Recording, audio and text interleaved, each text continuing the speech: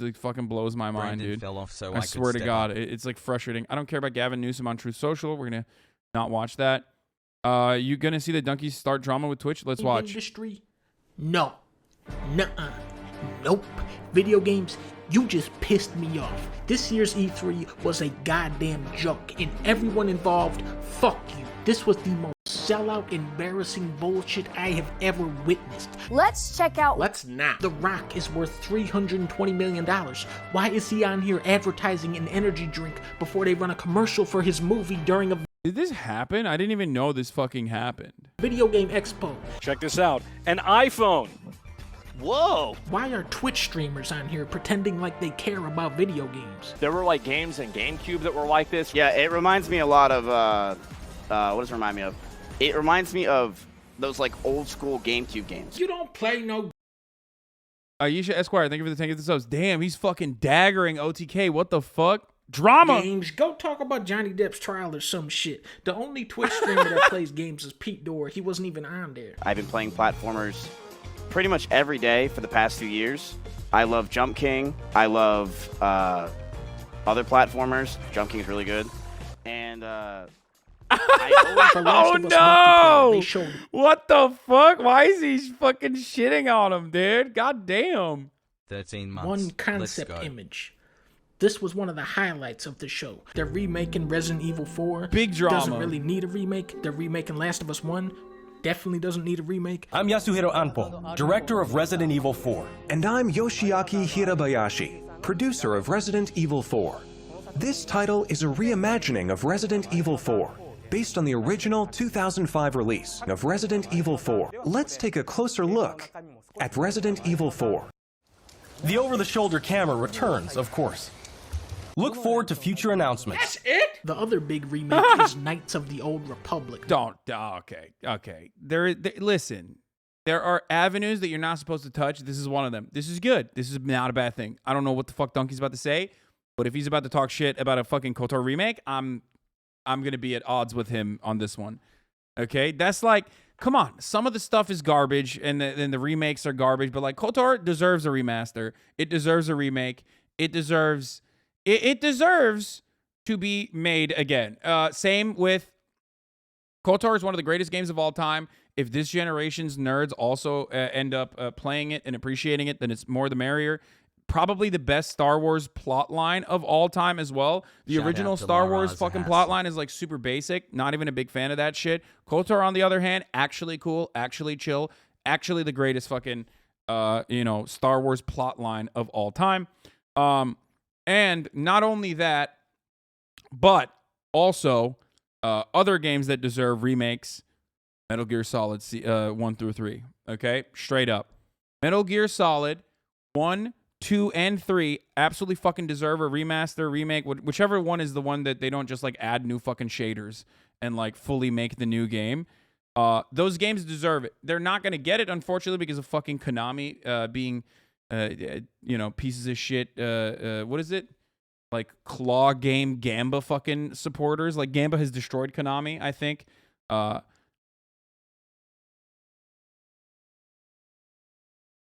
And Pachinko, yeah. Pachinko fucking has destroyed Konami. Like, why the fuck would they ever make a video game when they have Gamba? Gamba is destroying Twitch as a platform. Gamba is great, man. It's awesome. Anyway, love that. I'm the villain, though.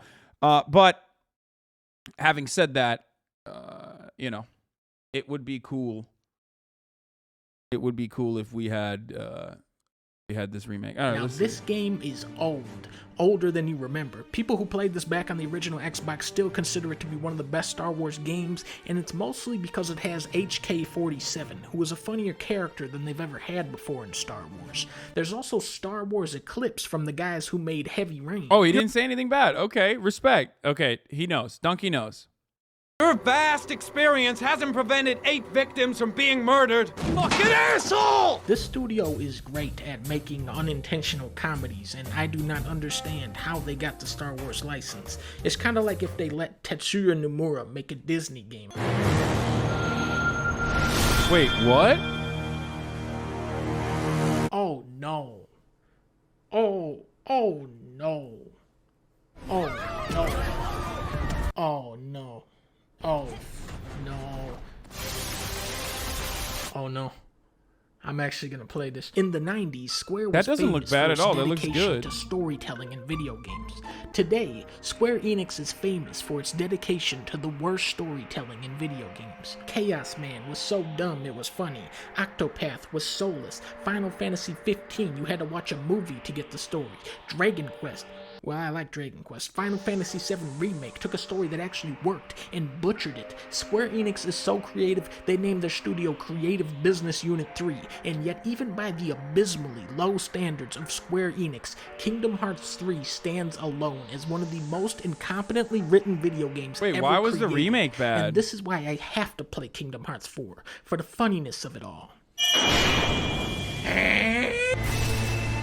I like that. I like that for Knights of the Old Republic. He just like skipped it though. So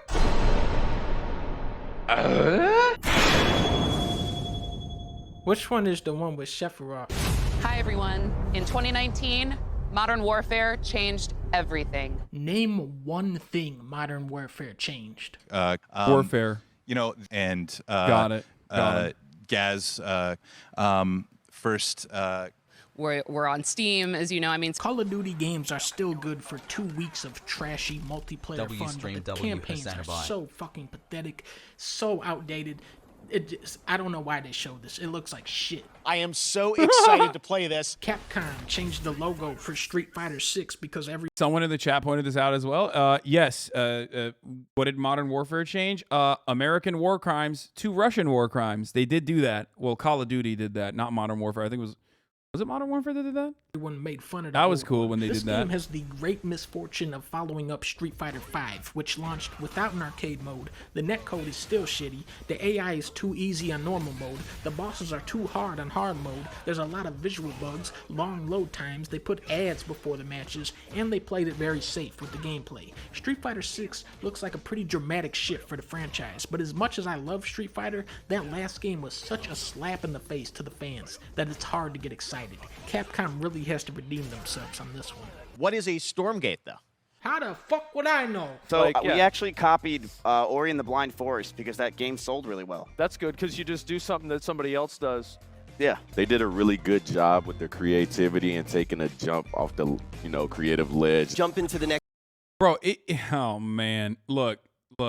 I already said this. It's difficult to fucking fill air when you're like supposed to like hype up video games. It doesn't matter if you're a Twitch streamer or not. It's just hard. It's not easy. You're always gonna come across inauthentic. Next game, it's from Neo Interactive, and it's called Don't defend this shit, Hassan. No, I'm defending my friends who I'm saying are doing a very difficult thing. But I said this exact same thing when we watched it as well. Like, I'm happy that they're the ones who are doing it rather than like fucking, I don't know, some random person that I don't know. But it's always gonna be fucking difficult as shit to be like, oh man, I'm so excited about this fucking game, especially because it was like fucking 4 hours long. They should have just like, I don't know how to do something like this appropriately. You did, and Dunkey is saying what we were saying. Yeah. Rise Zero. Support You mean independent Katana leftist media. Zero. Select your samurai. Oh, it actually is called that. What the fuck? They showed a billion indie games. There was a show called The Wholesome Direct, and the highlight of that show is when Leah called it the Loathsome Direct. Last year there was 9 soup-type games. This year there are 200 frog-type games. Frog Sword, Frog Song, Ball Frog, Time on Frog Island, Here Comes Froggy, Frog RPG, Star Frog, Fancy Frog, Skate Frog, Frog Gun. In Froggun, your grappling gun is a frog. Devolver's presentation again tried its hardest to take attention away from their games and place it on themselves. Double Fine's even actually highlighted some of the more promising indie titles. The 2 that caught my eye were Shim, where you jump from shadow to shadow, and Animal Whale. Every game at E3 is trying to be cute and loud. These games look like they actually might be fun. Everyone thought Rockstar would show their next game. They didn't, but Rocksteady did. It's been 7 years since Arkham Knight, and these guys are finally back with Left 4 Dead Shark, where you have to kill Superman. The thing with co-op is that the game is no longer a $60 buy-in. It's a $240 buy-in. Last year, It Takes Two had this great setup where only one person had to actually own the game, and the game was incredible. If Xbox is smart, they'll put this thing on Game Pass. That is a perfect match. Anything else you want to add? Yeah.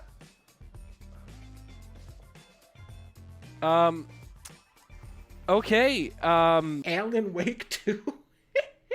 No way this is real. There are only 2 human beings. Does this game suck? Why did Alan Wake suck? I don't understand. Like, some people think it's dope, some people think it sucks. Like, I don't get it. I never actually ended up playing it, but I kind of want to. Like, beings that have ever played the game Alan Wake. Me and my friend Woa. If anybody else says why is he playing Max Payne?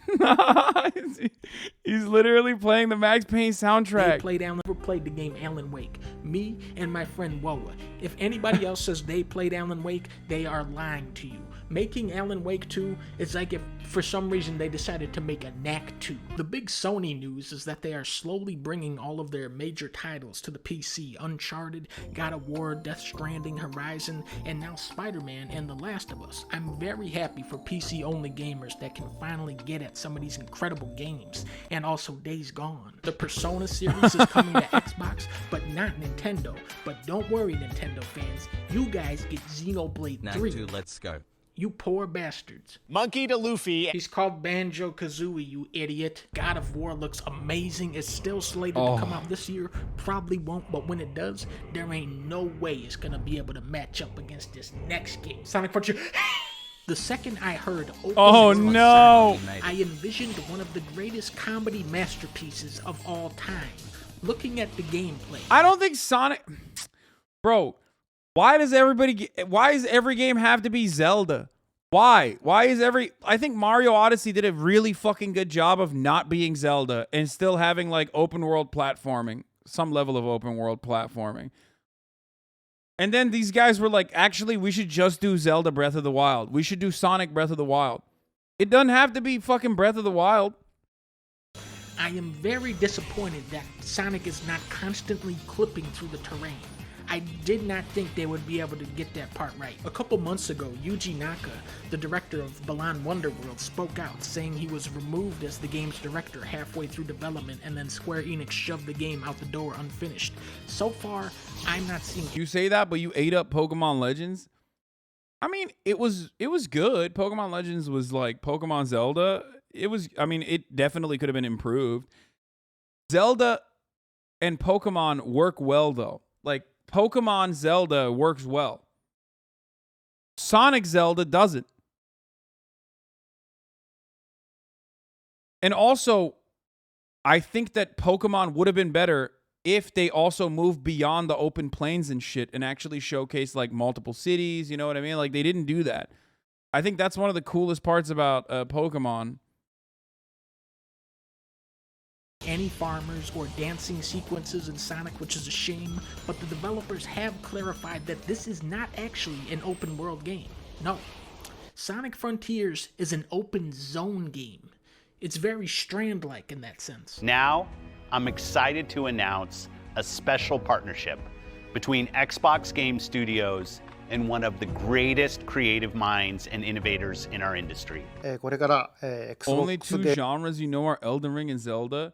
The funniest part about this is that, like, you're a 14-month subscriber, but, like, I'm 30 years old. I'm about to be 31. I've probably played more games in my lifetime than you have. Like, just by sheer virtue of being alive for longer or, you know, being older than you. Like, I've been playing video games since, like, what, 2000? I've been playing... No, Windows 98. Like, I've been playing video games since fucking Windows 98, motherfucker. I've been playing it since 98. And also, I've played more video games than you, especially before I lost my virginity. You know what I mean? So no, my only analysis on video games is not Elden Ring or Zelda. Thank you, Kojima-san. We're thrilled to have Kojima Productions. Meanwhile, at Jeff Keighley's house, they held the Dead Space event, where every game shown was the game Dead Space. Here's a new Dead Space. That's the Callisto Protocol, my bad. Now, this is the actual Dead Space, right? Yeah, see?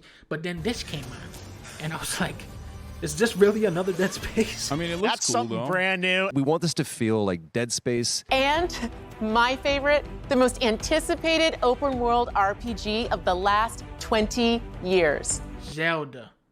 Oh, Starfield was the big reveal of this year's E3. Turns out it's actually No Man's Sky, but with shooting.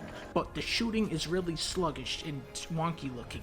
But there's 1,000 planets. The concept behind this game is exciting. It's something that really taps into your imagination. Flying out into space and exploring the universe, learning about different societies and ecosystems. However, Bethesda was already struggling to keep up with modern standards 7 years ago when Fallout 4 came out. Yeah. And now with games like Elden Ring, Breath of the Wild, Mario Odyssey, Red Dead 2, Sonic Frontiers, these huge games pushing the limits of scope and polish, I don't see how Bethesda could possibly meet this new, much higher standard with Microsoft spending the entire budget on Blizzard. I would love to be wrong, but the last super ambitious open world Western RPG was Cyberpunk 2077. Back to you, Jeff Keighley. Next, it's time for a new look at Honkai Star Rail, an upcoming open-world space RPG. Yeah, a lot of space today. From I low-key would have thought by 2022 games would have been more impressive. I think on the one hand, technological expansion has made it so that you can actually have like way sicker fucking video games, but capitalism on the other hand has like tempered the interest in like truly making revolutionary and new gameplay.